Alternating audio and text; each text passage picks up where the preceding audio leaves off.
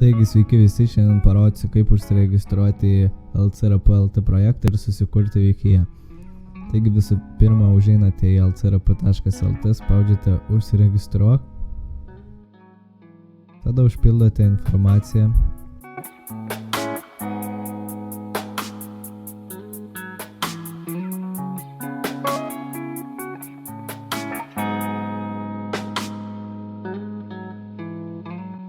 Įvedate patvirtinimo kodą, spaudžiate registruotis. Sėkmingai užsiregistravote, tada reikia jums patvirtinti elektroninį paštą. Tai elektroninį paštą, štai gavome naują laišką, spaudžiame čia. Sėkmingai užsiregistravom, dabar prisijungime. Štai prisijungėme prie savo vartotojo valdymo panelės. Tada spaudžiame kurti naują veikėją. Štai, susigalvojame vardą pavardę. Dažniausiai galite naudoti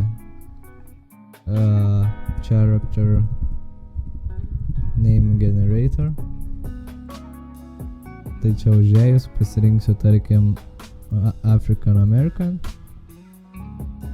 Ir, tarkim, spausiu mail.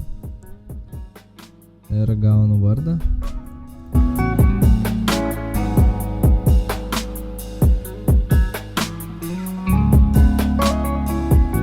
Įvedus savo vardą, susigalvokite slaptažodį. Pasirinkite lytį, pasirinkite amžių, pasirinkite tautybę. Ir čia tada aprašykite savo gyvenimo istoriją. Ir čia truputį paaiškinkite roleplay. Kai rodys šitokį vaizdą, kad veikėjas yra nepatvirtintas, tiesiog palaukite, kol administracija patvirtins jūsų veikėją. Taigi, kai administracija patvirtino jūsų veikėją, spauskite supratau. Tai galite matyti mano veikėją, spaudžiame ant jo. Galime matyti informaciją, išvaizdos keitimą, slaptažodžio priminimai, pakeitimai, rėmėjo meniu, frakcijos valdymas, atskirti veikėją, veikėjo parašas. Taigi visų pirma spaudžiame išvaizdos keitimas ir dabar tiesiog pasirenkame, kokią išvaizdą norime būti. Tai matome mūsų info. Ir tada galite prisijungti į serverį. Gero žaidimo.